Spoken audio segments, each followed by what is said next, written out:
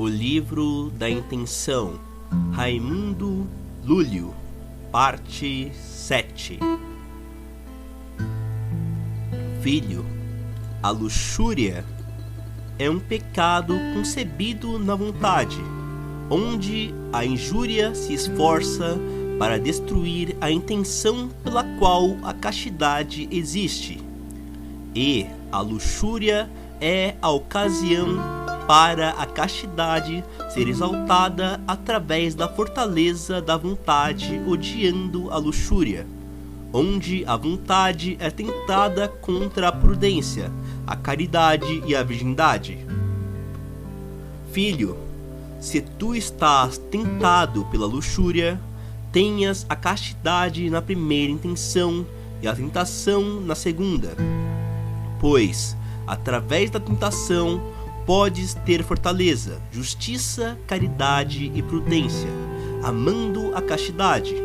Contudo, se a tentação da luxúria multiplica-se em teu coração tão fortemente que a fortaleza se inclina para a debilidade, expulsa, filho, a tentação da luxúria da segunda intenção com a ignorância, isto é, ignorando e esquecendo a luxúria e todas as suas circunstâncias, lembrando com a fortaleza outras coisas que convém à castidade.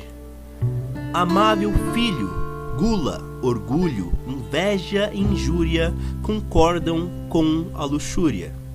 Por isso, quando estiveres tentado pela luxúria, relembra incontinente a temperança contra a gula, a humildade contra o orgulho, a lealdade e a continência contra a inveja e a justiça contra a injúria. E nessa lembrança coloca prudência e caridade. Amável filho, belas vestimentas e beleza de feições são coisas com as quais a luxúria tenta os amigos da castidade. A lembrança da morte, a sujeira que se faz na obra da luxúria e o entendimento da limpeza, da beleza da castidade pura e a virgindade no pensamento humano são coisas com as quais a castidade é tentada a existir na primeira intenção. Amável filho, para destruir a luxúria é conveniente que a castidade exista pela primeira intenção, e a caridade, a justiça, a prudência, a fortaleza e a temperança existam pela segunda intenção, para que sirvam a primeira, e que a luxúria não possa se enraizar nem na primeira nem na segunda intenção.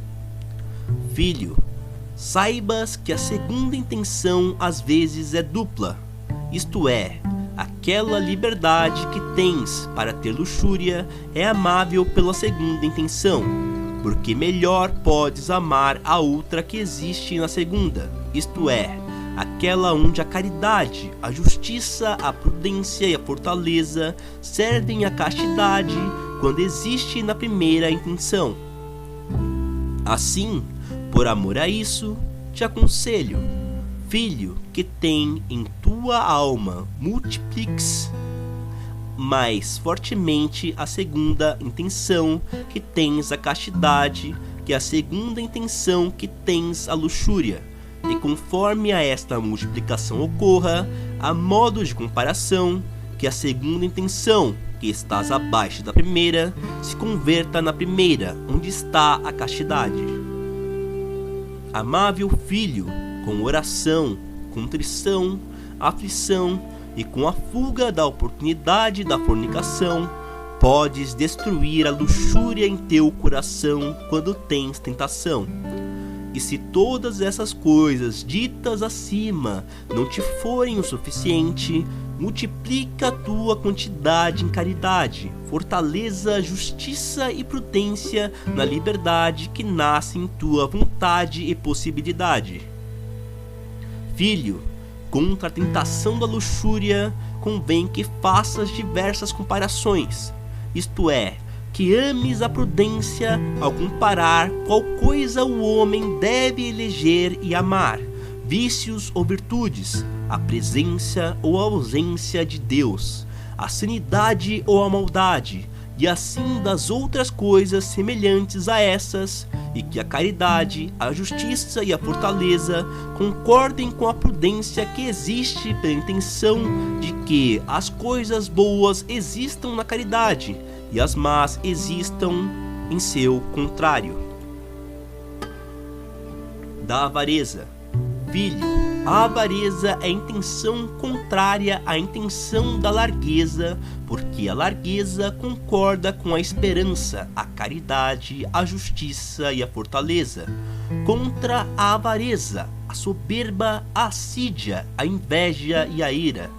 Assim, se tu, filho, estás tentado pela avareza, saibas manter em tua largueza o ordenamento na primeira e na segunda intenções, com a esperança, a caridade, a justiça, a prudência e a fortaleza, contra a avareza, a soberba, a assídia, a inveja e a ira.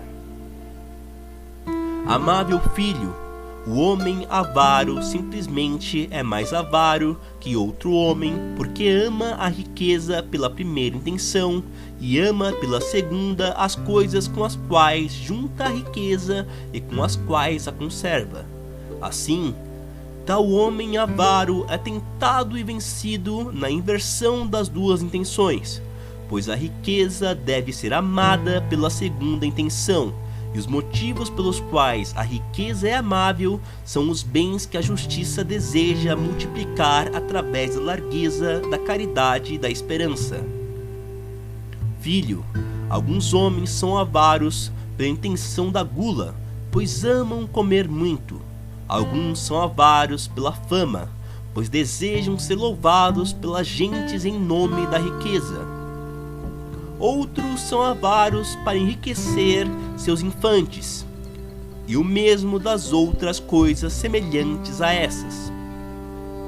Assim, tais homens são tentados contra a esperança, a justiça e a caridade, que convém com a largueza, e amam a avareza pela segunda intenção, e amam as coisas ditas acima pela primeira. Assim, se tu, filho, desejas vencer a avareza, tenhas prudência para saberes mudar e expulsar as duas intenções, amando as iguarias, os honramentos e os filhos pela segunda intenção e Deus pela primeira. Amável filho, te aconselho muito fortemente a não teres avareza, pois é um vício que dá grande paixão aos seus submetidos. Pois, através da intenção injuriosa, a vontade não se satisfaz juntando riquezas, e isso oferece muitos perigos e trabalhos, e o mesmo acontece quando se conservam as riquezas.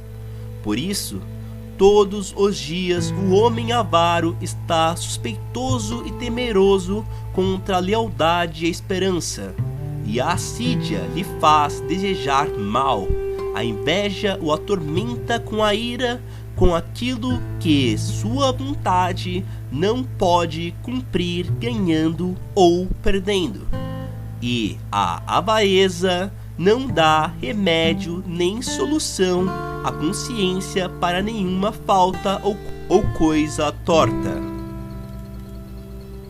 Ah, filho, quantos são os homens que são avaros e pensam não ser, e tantos são aqueles que, por avareza, morrem antes daqueles que deveriam morrer.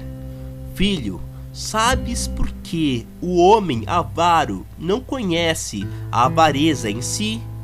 Porque não conhece o desordenamento da primeira e segunda intenção existente em sua vontade. E sabes por que a avareza faz com que o homem morra antes do tempo?